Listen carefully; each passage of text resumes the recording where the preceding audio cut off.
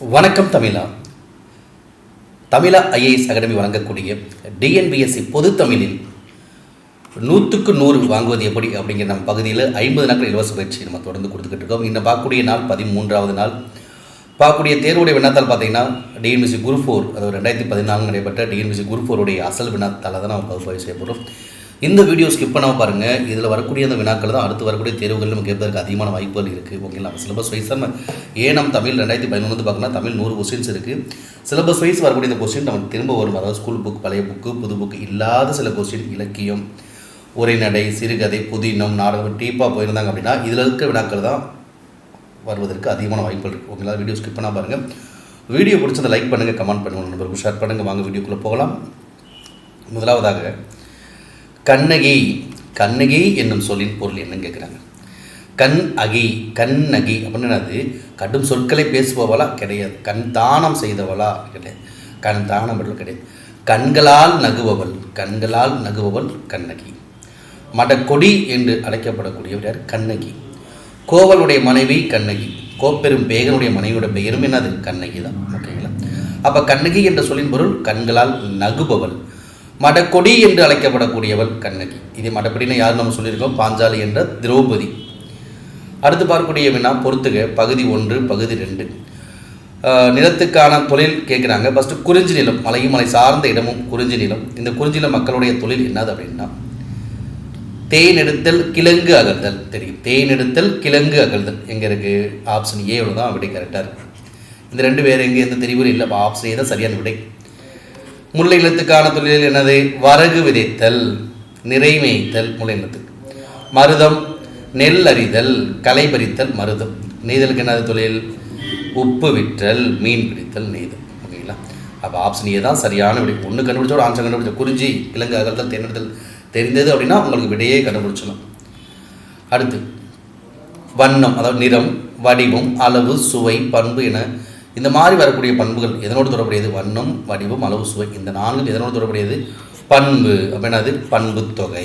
அதுதான் சரியான விடை. ஓகே, பண்பு தொகைன்னு எப்படி இருக்கும்? அதில் மைவிகுதி மறைந்து வரும், ஆகியான பண்புறுப்புகளும் மறைந்து வரும். ஓகே, வெண்டலை விரவிய கலிவெண்பாவால் பாடப்படுவது. வெண்டலை விரவிய கலிவெண்பால் பாடுவது தான் சரியான ஆன்சர். தூது இலக்கியம், தூது சிற்றிலக்கியம். வெண்டலை விரவிய கலிவெண்பாவால் பாடப்படுவது. இந்த கலிவெண்பாங்கிறது எதுக்கு வரும்னா தூது, ஊலா, மடல், இது எல்லாமே கலிவெண்பா தான். இது எல்லாமே என்னது? கலிவெண்பா. இது தூது மட்டும் என்னது?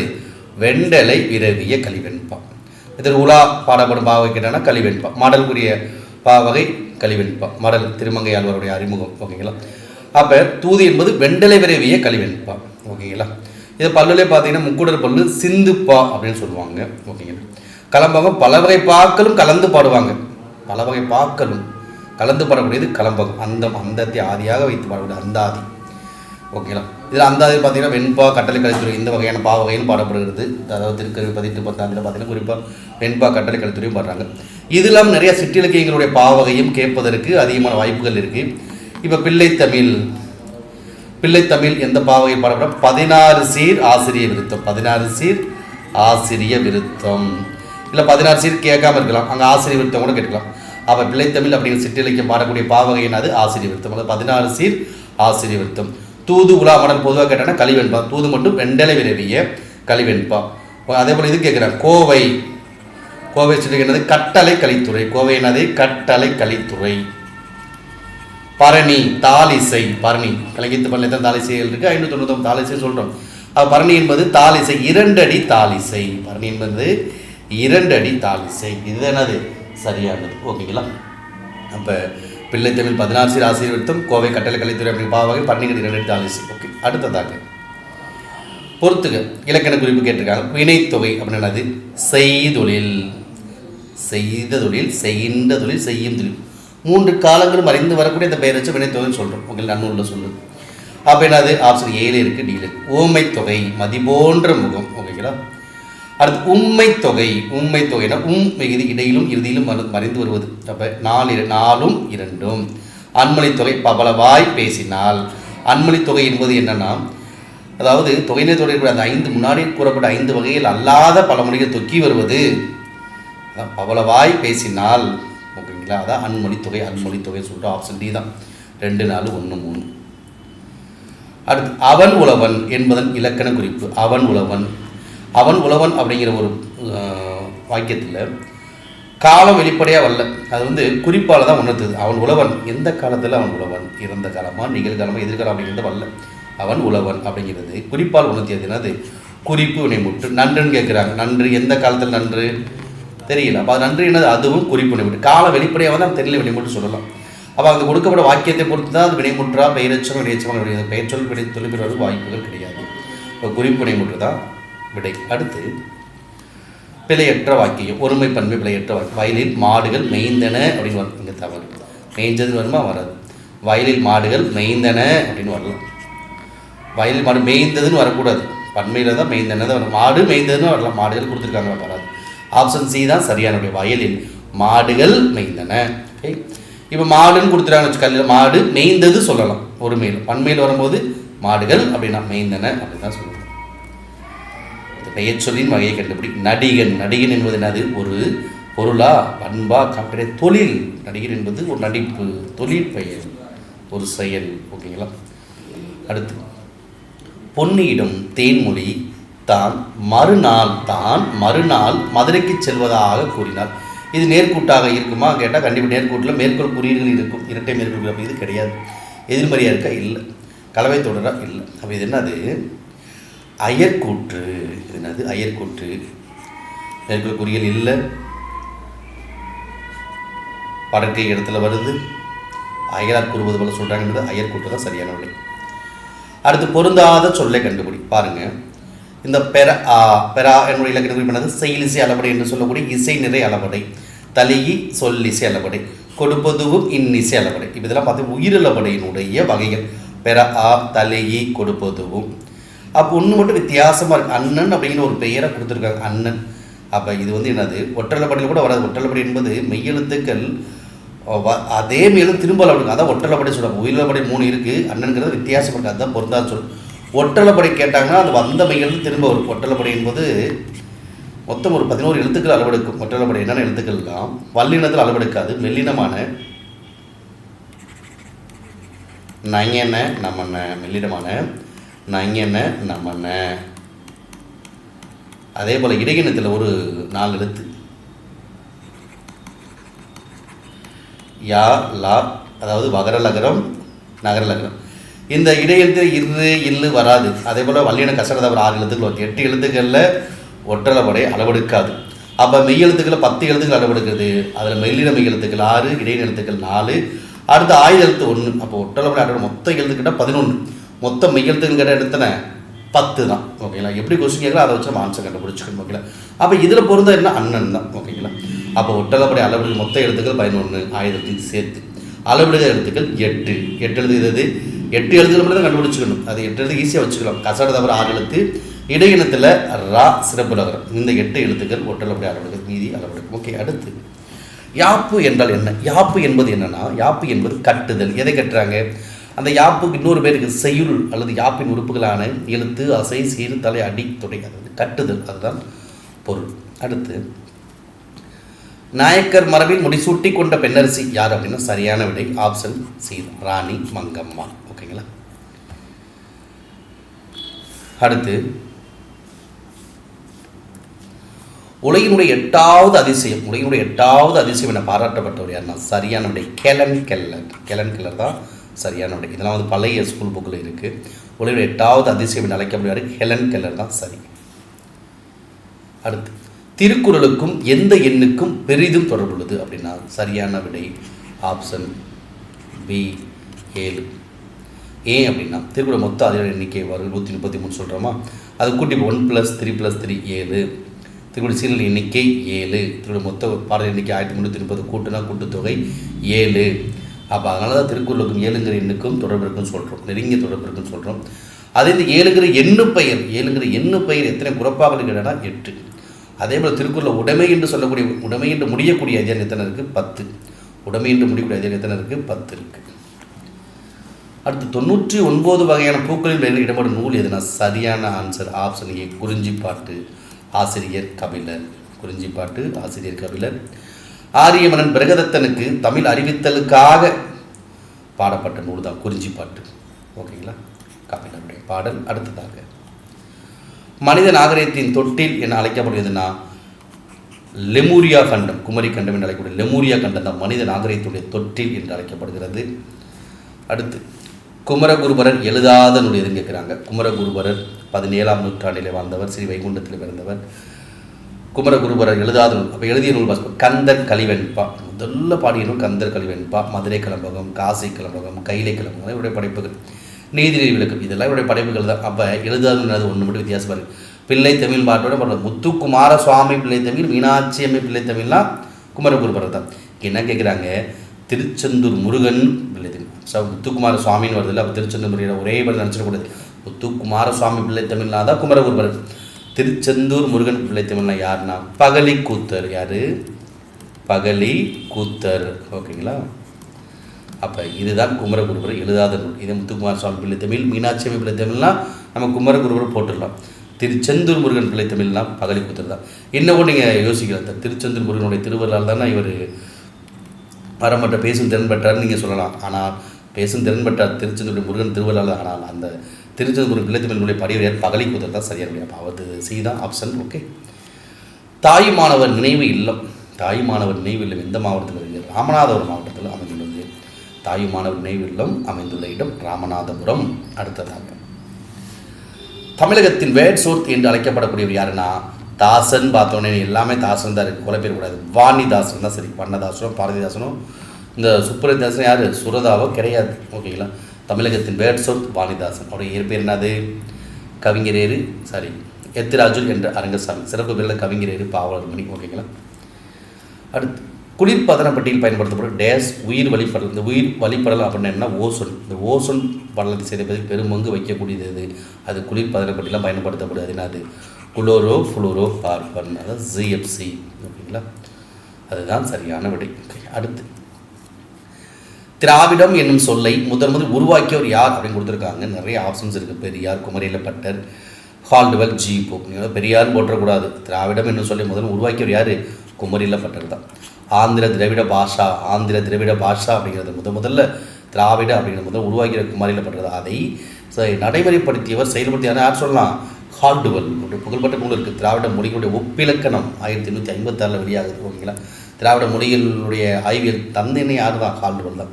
ஆனால் திராவிடம் என்று சொல்லி முதலில் உருவாக்கிவிட்டார் குமாரிலப்பட்டர் தான். ஓகே, அடுத்து சீர்திருத்த காப்பியம் என பாராட்டக்கூடிய காப்பியம் 50 காப்பியம் எதுனா சரியான ஆன்சர் மணிமேகலை. மணிமேகலை தான் சமூக சீர்திருத்த காப்பியம். குண்டலகேசி சொற்போர் காப்பியம். சிலப்பதிகாரத்துக்கு நிறையா சிறப்பு பெயர்கள் இருக்குது. குடிமக்கள் காப்பியம், வேந்தர் காப்பியம், முத்தமிழ் காப்பியம், நாடக காப்பியம், வரலாற்று காப்பியம், உரைநடை காப்பியம், நிறையா பெயர்கள் இருக்குங்களா. அடுத்து ஏற்றுமதி இறக்குமதி குறித்து கூறக்கூடிய நூல் எதுனா பட்டினப்பாலை, மதுரை காஞ்சி. பட்டினப்பாலை, மதுரை காஞ்சி. ஓகேங்களா, அடுத்து சரிந்த குடலை புத்த துறவியில் சரி செய்த செய்தி. அதாவது குடல் சரிந்ததை புத்த துறவியில் சரி செய்திருக்காங்க. அந்த செய்தியை ஒரு நூல் எதுனா பௌத்தம். புத்தம் எந்த நூல் பார்த்துக்கணும். பௌத்தம் எது? சரியான ஆன்சர் மணிமேகலை.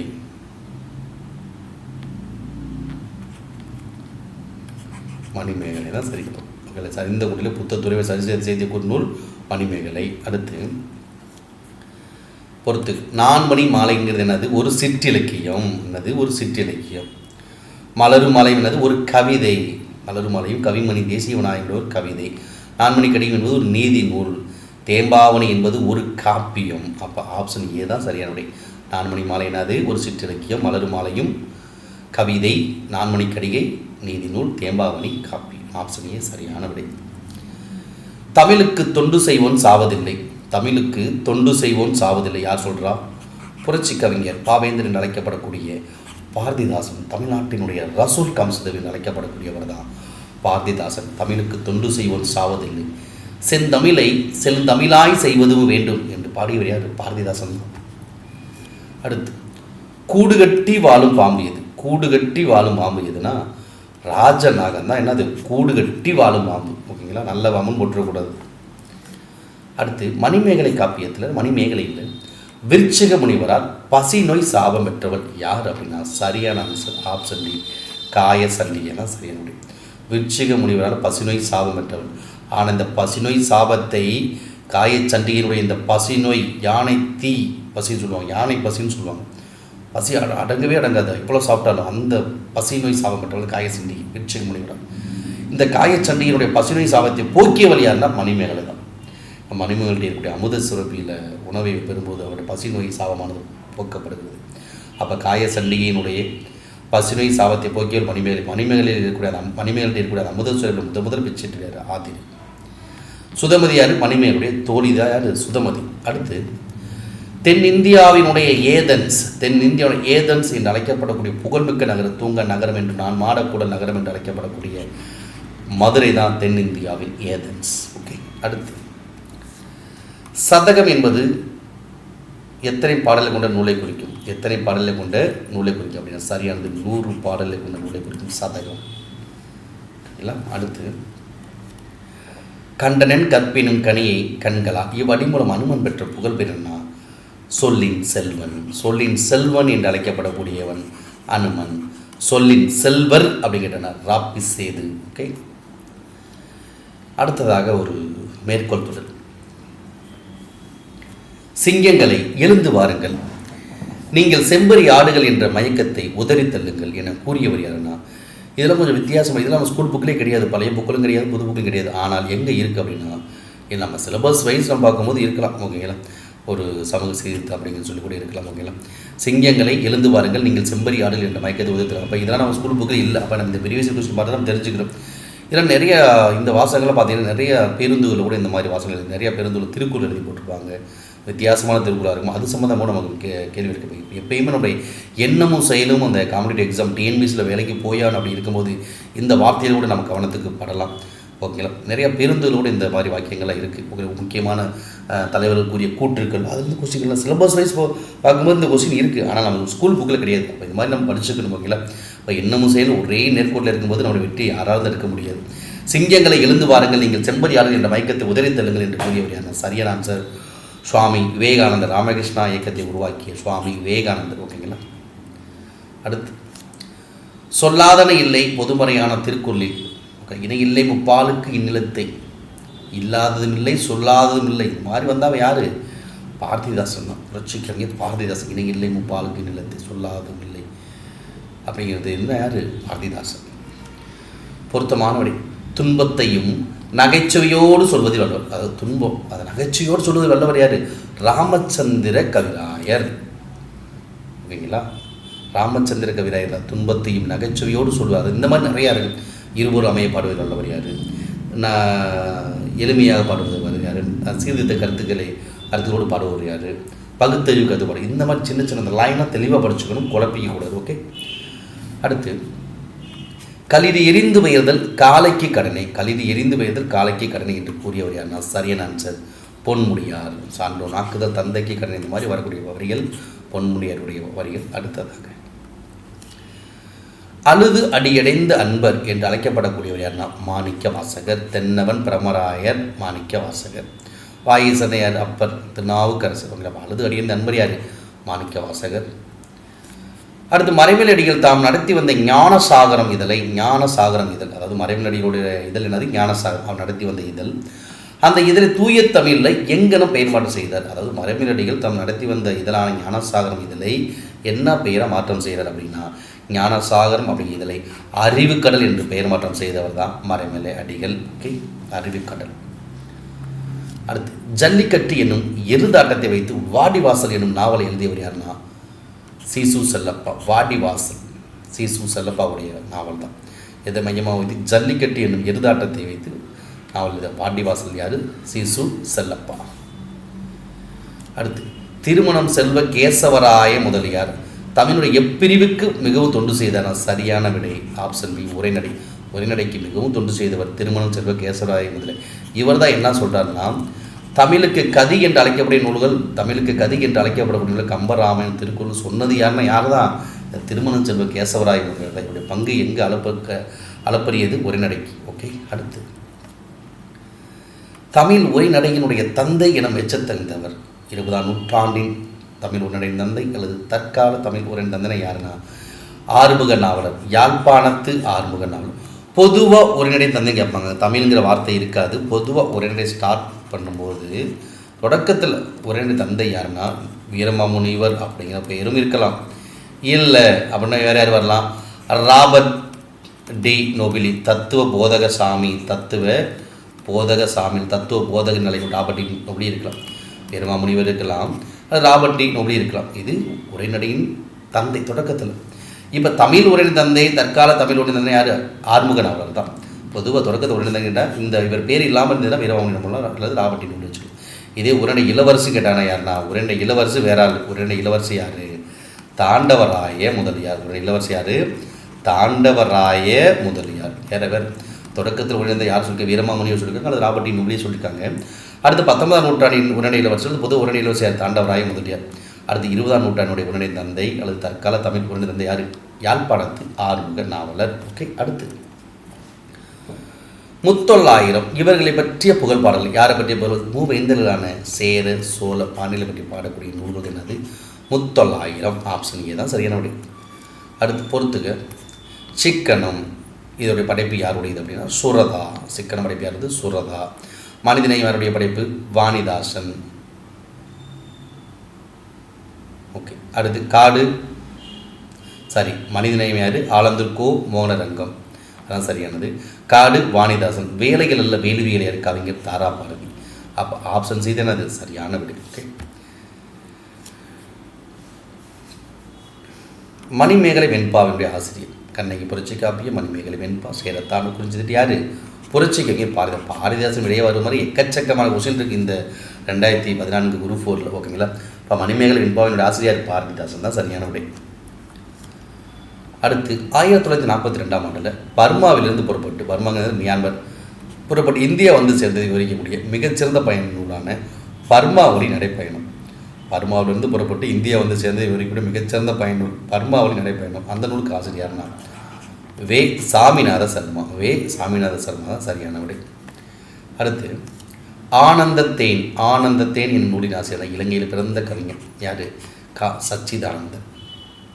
சாகும்போதும் தமிழ் படித்து சாக வேண்டும், என் சாம்பலும் தமிழ் மணந்து வேக வேண்டும் என்று முழங்கியவர் யார்? கா. சச்சிதானந்தன். இன்னொரு படைப்பு இருக்குது, தமிழ் பசி. ஆனந்தத்தேன் யார்? கா. சச்சிதானந்தனுடைய படைப்பு தான். ஓகே, அடுத்து அடைமொழிக்குரிய ஆசிரியர்கள். விடுதலை கவிஞர், தேசிய கவிஞர் யார்? பாரதியார். திவ்ய கவி பிள்ளை பெருமாள் ஐயங்கார். கவிஞரேறு வாணிதாசன். கவிக்கோ அப்துல் ரஹ்மான். ஆப்ஷன் சி தான் சரியான விடை. ஓகேங்களா? பொறுத்துக. பூங்குடி என்ற நூலை இயற்றியவர் யார்? பூங்கொடி முடியரசன். கொடிமுல்லை வாணிதாசன். ஆட்டனத்தி ஆதிமந்தி கண்ணதாசன். பட்டத்தரசி எச்சில் இரவு உதட்டில் உதடு வார்த்தை வாசல் யார்? சுரதா ஓமை கவிஞர். ஆப்ஷன் சி தானே அது சரியான விடை. ஒன்று மட்டும் பூங்குடி தெரிஞ்சாலும் உங்களுக்கு ஆன்சர் வந்துடும். ஓகேங்களா? இல்லை சரி பட்டத்தரசி தெரியும் சுரதானா அதுவும் ஆன்சர் வந்து குழப்பிக்க தெரியாது. ரொம்ப எல்லாமே தெரியலாம் பார்த்துட்டே இருப்போம். ஏதோ ஒன்று தெரிஞ்சால் கூட என்னது ஆன்சர் கொண்டு வரல, 2 தெரியாமல் வந்து ஒரு ஆன்சர் வந்து பொறுத்துக்கு அப்படி தான் இருக்கும். இப்படி தான் நீங்கள் டைமை வந்து சேவ் பண்ணிக்கலாம். ஓகேங்களா? அடுத்து வடமொழியில் முகுந்த மாலை. நல்லா பார்க்கணும் வினாக்களை.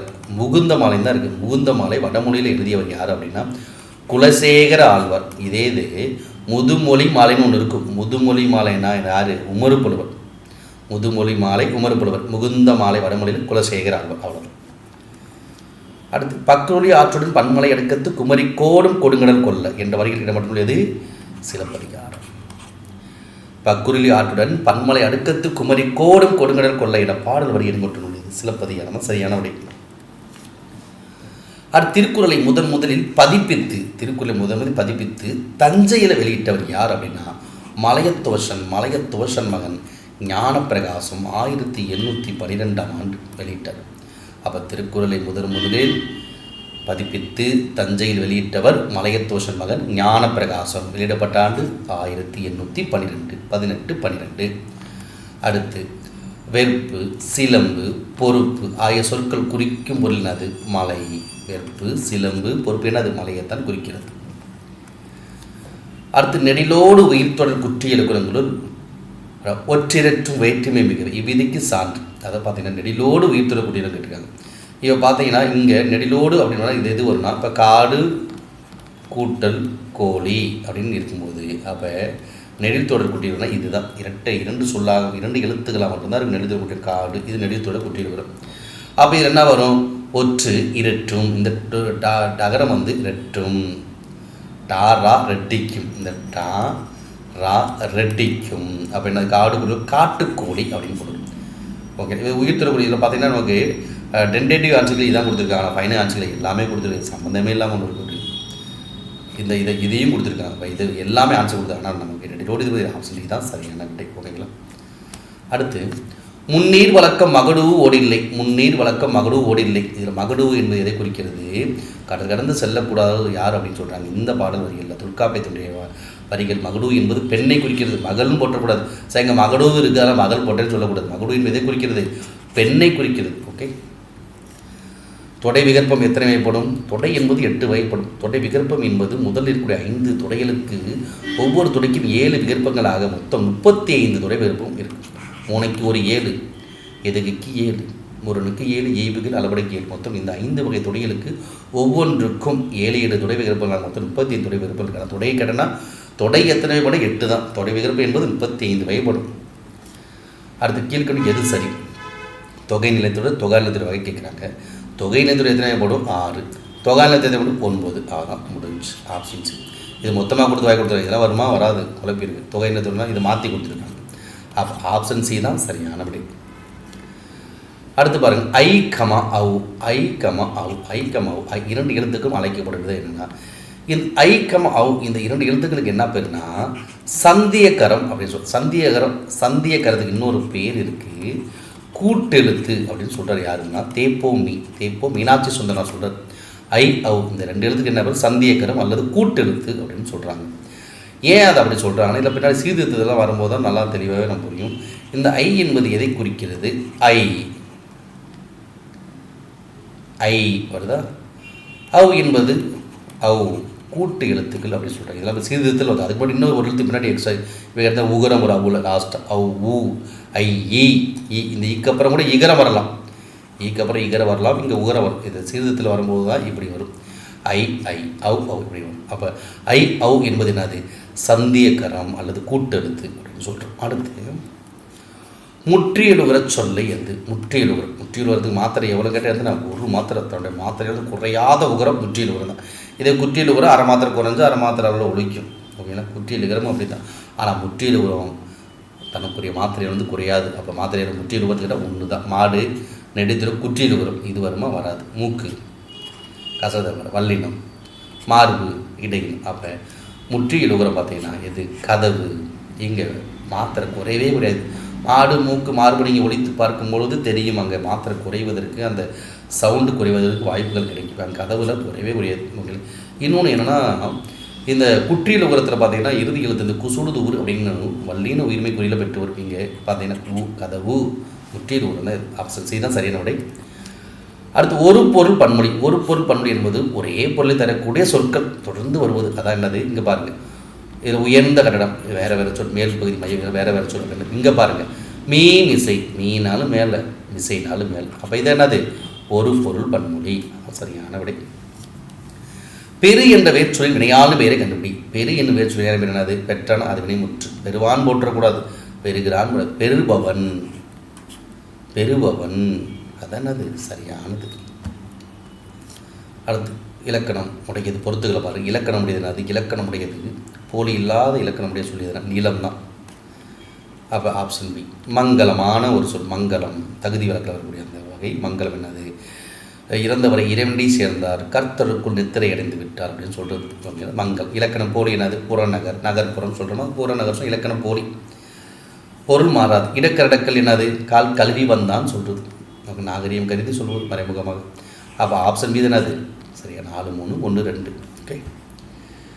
அடுத்து அந்தந்த அடிகளில் உள்ள சொற்களை முன்பின்னாக மாற்றி பொருள்கொள்வது. அந்தந்த அடிகளில் உள்ள சொற்களை முன்பின்னாக மாற்றி பொருள்கொள்னா மொழிமாற்று பொருட்கொள். இதே எந்த அடிகளில் வேணால் சொற்களை முன்பின்னாக மாற்றி பொருட்கொண்டானது அனைத்து அடிகளிலும் சொற்களை முன்பாக மாற்றி பொருட்கொண்டால் அது கொண்டு கூட்டு பொருட்கொள். அடிமறி மாற்று பொருட்கொண்டா எப்படி நீங்கள் மாற்றினாலும் பொருளும் ஓசையும் மாறாமல் இருக்கும். அது அடிமறி மாற்று.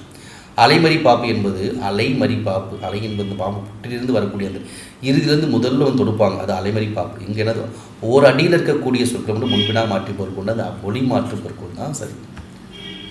சுரையால் அம்மி மிதப்ப அப்படி சொல்லுவாங்களா, அதை அப்படியே மாற்றிக்க, சுரை மிதப்ப அம்மியால், அதான் ஒளி மாற்று. பொருள் தேடுக. அங்காப்பு, அங்காப்பு என்னென்னா வாயை திறத்தல், பிளத்தல் போட்டக்கூடாது, வாயை திறத்தல் தான் சரி. அங்காப்பு வாயை திறத்தல். வினைமுற்றை கண்டுபிடி. வினைமுற்று என்பது என்னது?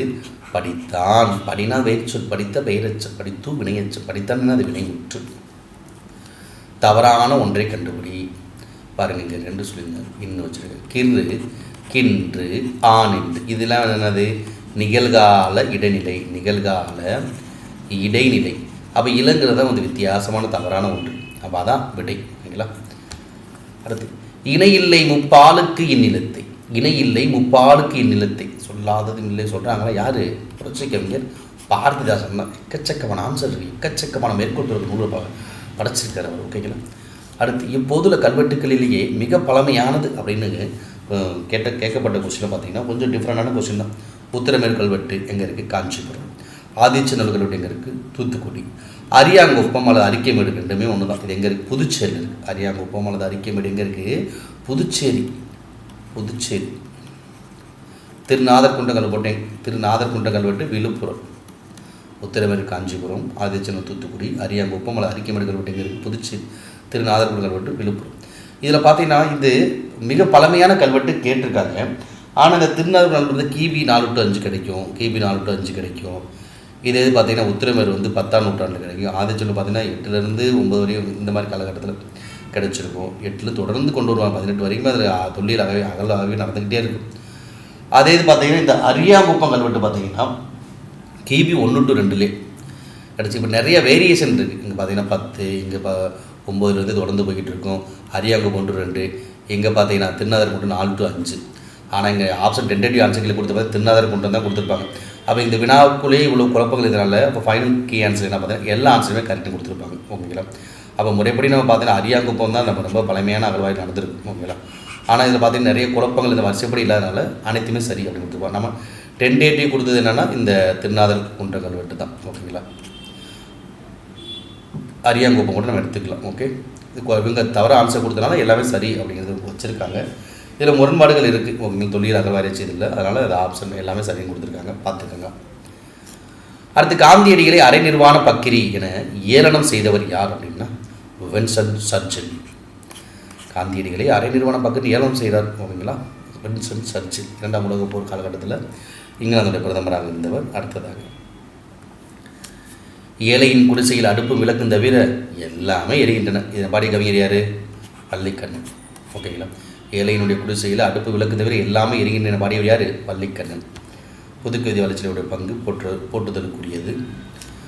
கலம்பகம் பாடுவதில் புகழ் பெற்றவர் யார் அப்படின்னா இரட்டையர்கள், இளஞ்சூரியர், முதுஞ்சூரியர். ஒருவர் குருடர், ஒருவர் முடவர். ஓகே, இவங்க தான் ஒவ்வொரு ஆளும் ஹெல்ப் பண்ணி பாடல்களை பாடியிருக்காங்க. கலம்பகம் புகழ்பெற்ற இரட்டையர், இளஞ்சூரியர், முதுஞ்சூரியர். இவர் பாடிய கலம்பகம் திருவாமத்தூர் கலம்பகம் பொறுப்பற்ற திருவாமத்தூர் கலம்பகம் யார்? இரட்டையர்கள் தான். இந்திய அரசியலில் சாணக்கியர் என்று அழைக்கப்படுகிறார் ராஜகோபாலாச்சாரி என்று சொல்லக்கூடிய சி ராஜாஜி. இவர் தான் இந்திய அரசியலில் சாணக்கியர். ஓகே, அடுத்து, ஆன்ம ஈடேற்றத்தை விரும்பும் பயணம் குறித்த நூல் எதுனா ரச்சனிய யாத்திரிகம். புனித பயனுடைய முன்னேற்றம் அப்படின்னு சொல்லுவாங்க. ஜான் பனி அந்த பில்கிரிம்ஸ் ப்ராக்ரஸ் என்னது புனித பயணம் முன்னேற்றம். அதில் தழுவுவது என்ன? ரச்சனிய யாத்திரிகம். ஆன்ம ஈடேற்றத்தை விரும்பும் பயணம் குறித்த நூல். புனித பயணம் குறித்த முன்னேற்ற பயணம் குறித்தது ரச்சனி யாத்திரிகம். எல்லாருக்கும் எல்லாம் என்றிருப்பதான இது நோக்கி நடக்கின்றது இந்த வயம். இதை படியவர் யார் தான்? பாரதிதாசன். எல்லாருக்கும் எல்லாம் என்றிருப்பதான நல்லா மைண்ட் வச்சுக்கணும். யார்? பாரதிதாசன். திருந்திய பண்பும் சீர்த்த நாகரிகமும் பொருந்திய தூய்மொழி தமிழ் செம்மொழியாம் அப்படின்னு வரக்கூடிய அந்த பாடல்கள் செம்மொழிக்கு இலக்கணம் வகுத்தவர் யார்?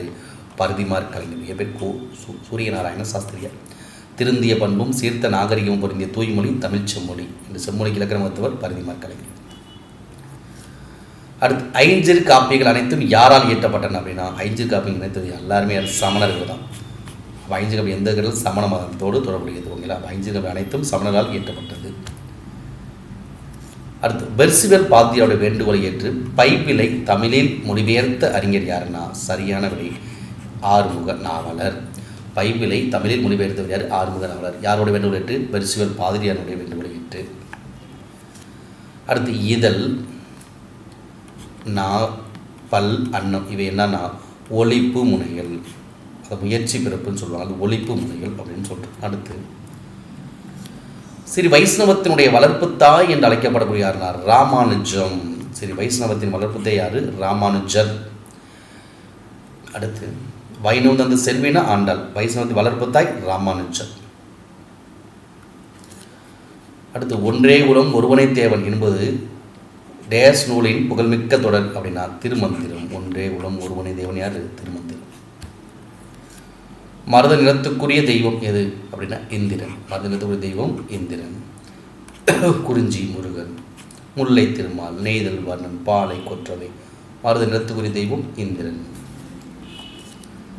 தாண்டக வேந்தர் என அழைக்கப்படுபவர் தர்மசேனன். தாண்டக வேந்தர் யார்? திருநாவுக்கரசர். ஓகேங்களா? அப்பர் வாகிசன்.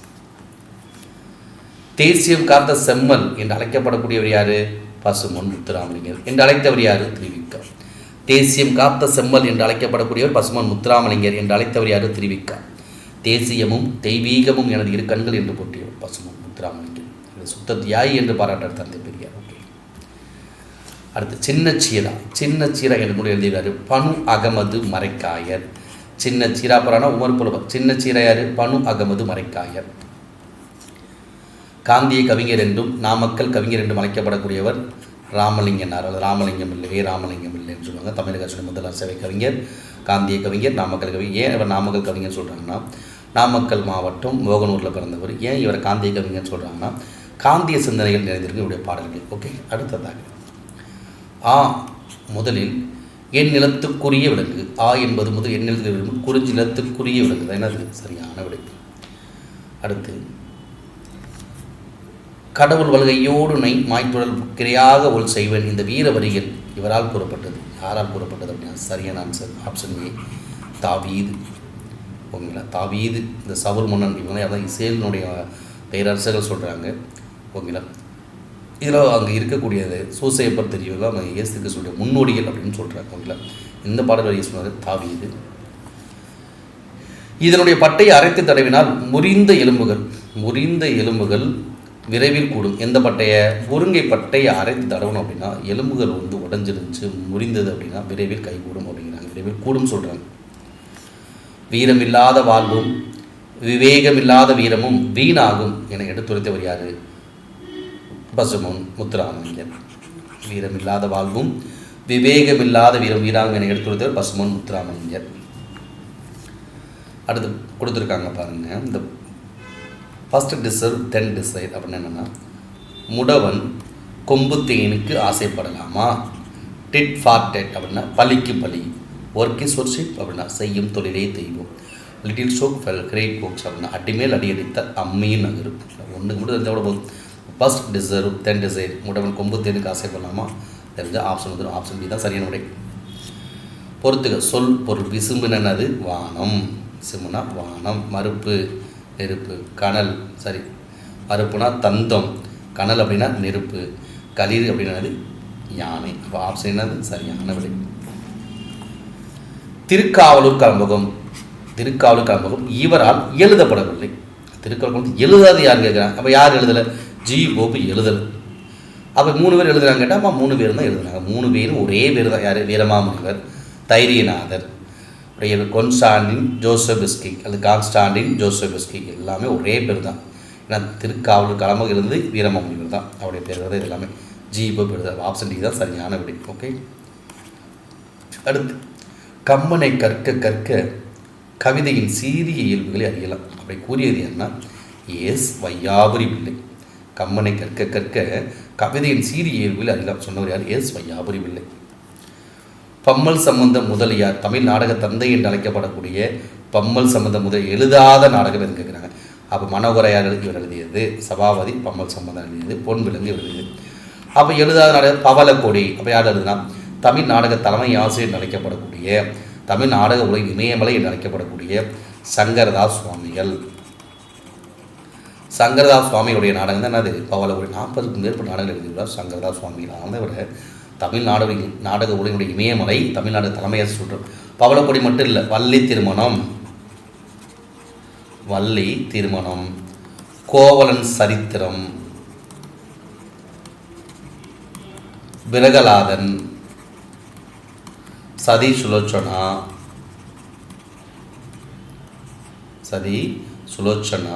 மணிமேகலை,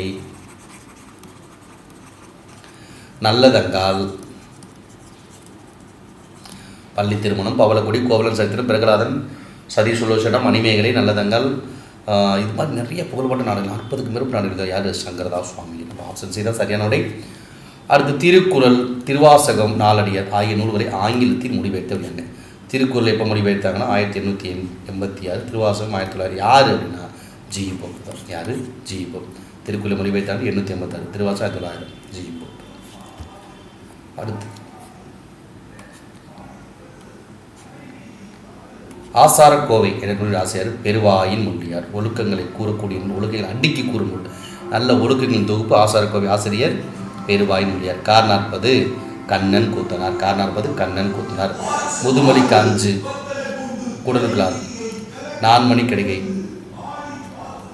விளம்பி நாகனார். ஓகே, ஆப்ஷன் பி தான் சரியான விடை. அடுத்து திருநாவுக்கரசர், திருஞான சம்பந்தர், சுந்தர மாணிக்கவாசகர் பாடியவர்கள். திருநாவுக்கரசர் எழுதப்பட 4, 5, 6ஆம் திருமுறை. திருஞான சம்பந்தர் முதல் 3 திருமுறைகள், சுந்தரர் 7வது திருமுறை. இந்த முதல் 7 திருமுறை மூவர் தேவாரம் சொல்கிறோம். மாணிக்கவாசகர் 8வது திருமுறை. ஆப்ஷன் தான் சரி. ஃபஸ்ட்டு 3 திருமுறையில் யார்? திருஞான சம்பந்தர். அடுத்து 4, 5, 6 திருநாவுக்கரசர், 7 சுந்தரர், 8 மாணிக்கவாசகர். பொருந்தாத இணையை கண்டுபிடிக்கிறான். சிறுவஞ்சமல் ஆசை காரியாசன் சரி. எழுத்து சிசு செல்லப்பா சரி. குயில் பாட்டு பாரதியார் சரி. ஞானரதம் கல்விக்கிறேன். ஞானரதம் பாரதியார் தான். ஆப்ஷன் இது என்னது? பொருந்தாதது. அதான் என்னது சரியான விடை. அடுத்து தமிழ் செய்யுள் கலம்பகம் தொகுத்தவர் யார் அப்படின்னா ஜி போப் தான். தமிழ் செய்யுள் கலம் தொகுத்தவர் யார்? ஜி போப் தான் சரியான விடை.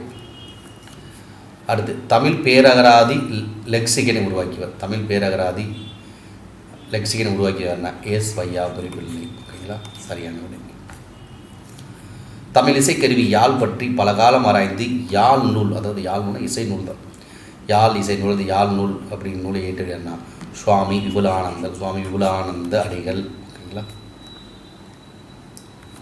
அடுத்து பாரத சக்தி மகாகாவியம் ஏற்றுவியார்னா சுத்தானந்த பாரதியார். பாரத சக்தி மகாகாவியம் ஏற்றுவார் சுத்தானந்த பாரதியார். ஓகே, இந்த வீடியோ உங்களுக்கு பிடிச்சிருந்தா லைக் பண்ணுங்கள், கமெண்ட் பண்ணுங்கள், நண்பர்களுக்கு ஷேர் பண்ணுங்கள். தேங்க்யூ.